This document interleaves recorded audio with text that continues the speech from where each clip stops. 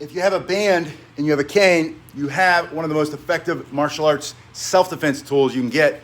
The cane itself is, in my opinion, the most effective self-defense tool that you can get because it goes anywhere and everywhere. When you have this band, I want you to warm up with me today with this. You put it around your back, this goes here, and now you're simply doing push-ups. And the purpose of this, in addition to getting strong, lean, healthy, fighting fit, is you start to develop power for the strikes. You want to be able to hit with pure speed and power. This cane can move at hundreds of feet per second once you get it in motion. I want you to be stronger every single workout. You get bands like this, you do about 30 seconds here, just pushing away, and all this is, it's just going around my back. Now, if you don't have this band, do these push-ups on a counter without the cane. But the purpose of doing it with the cane is that you now have a go anywhere gym that is exercise specific, it's fighting specific. I want you to learn how to use this self-defense tool to its maximum power, maximum ability, and that's gonna require a lot of speed, power, strength in your arms. This cane is a force multiplier. This allows you to split open the bad guy. This is for self-defense. This allows you to crush the bone, to snap the limb, to smash the hand that's holding the knife, but only when you practice with it. And you don't have to be super strong, but this is a way to get super strong. So you go around your body, you use a band like this. I put a link if you don't have one, if you want to get one. But let me show you how to do the basic warm-up spin. I want your feet just under your body. This is how you get started using the most effective self-defense tool, the basic walking cane. That's all that is. Now from here, I can snap through the air. I can rifle bayonet.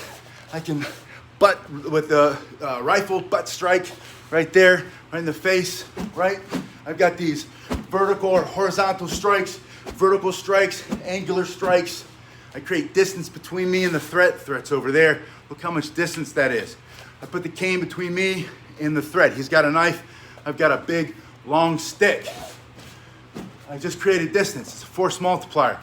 Warm up with this spin, over and back. You're developing neuroplasticity. You're getting stronger, faster. Your brain is developing new ways of thinking and moving. All while you're getting stronger in your core, get your heart rate up, you lean your body out faster, and you start to learn practical self-defense. Doesn't get more practical than a stick on one end and a hook on the other. You can imagine the hook pulling around the neck, the hook pulling the hand. Maybe it's not you. Maybe you're standing there and they're reaching for someone you care about, like your grandkids or your wife or your husband or your boyfriend, girlfriend, your whatever, right? You've got a stick, smash that arm. You have to hook them, pull them back. You go to the leg.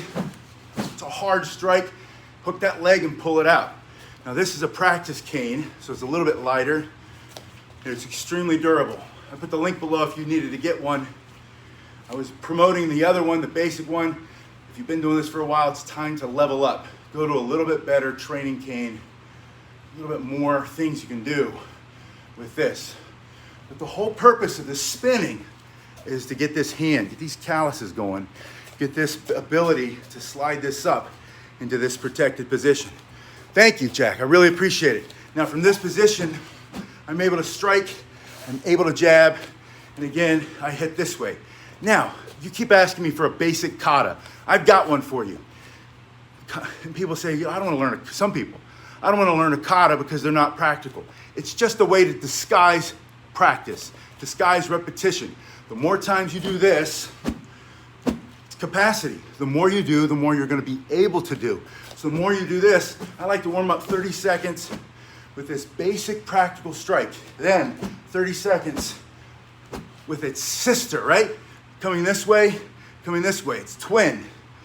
Then I've got that X. I've got 30 seconds here. Then I turn it, 30 seconds coming up here, and 30 seconds coming up in that opposite direction. Put all four together. 1, 2, 3, 4. Switch hands. 1, 2, 3, 4. Also, if you're sitting in a chair, if you have to be in a wheelchair, in a regular chair, if you're not able to move as well as you used to, or you've never been able to move that well, this also works from a seated position. You know what else I've been doing lately is practicing it from my back, from the ground. Imagining, because you need to do this. This is part of practical self-defense. You practice, you prepare so you don't have to panic. Imagine that you've fallen to the ground, you've been knocked to the ground. You wake up and you're on the ground. You reach for your cane, it's there. And from here, I can do all of this from the ground. I'm gonna show you that on one of these videos from my back. I can even do my warm-up, twirling or spinning on the back. And the cool thing is, if you start doing it that way, you're gonna get so strong all throughout your body. You're gonna learn so much, you're gonna grow so fast. All right, let's talk about that basic kata. So we've got down, down, up, up, right? I also have this motion. Anytime they're super close, you're in this position, you bring it down here, they're face to face, you can smell their nasty, stinky breath, they even brush their fangs. Your hands are here and they're spitting in your face and they've lost their temper. You need to defend yourself. And you told them, back up, your hands are open, I'll defend myself. And then you bring it down, right? It comes right into your hand. Even if you miss it, then grab it. It comes into your hand, but it rakes across his face, across his nose. Hopefully you hit something, right? For self-defense. And then from here, boom, you just pop them straight back.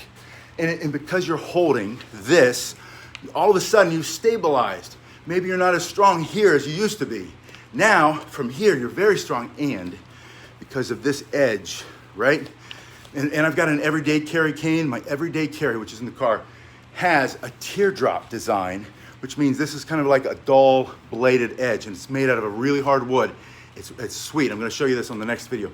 But from here, you put that part, and even with these round canes, you put that right on someone's chest, all those nerves there, boom, you have so much strength, you can pop them back. That's why I also like the band.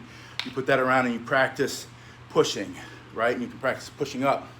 You can practice pushing down. But it's all the same motion. You're very strong like this. You're very strong like this. You might not be as strong with one hand, but now all of a sudden, you're a lot stronger.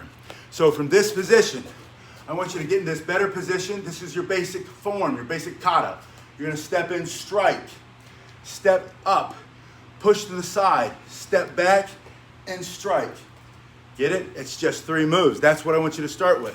From here, you bring this up between you and the threat, and you say back up. Your right foot's forward, it's in your right hand. Strike 1, bring your feet square under your body.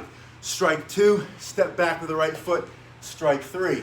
Practice that. This is just one side.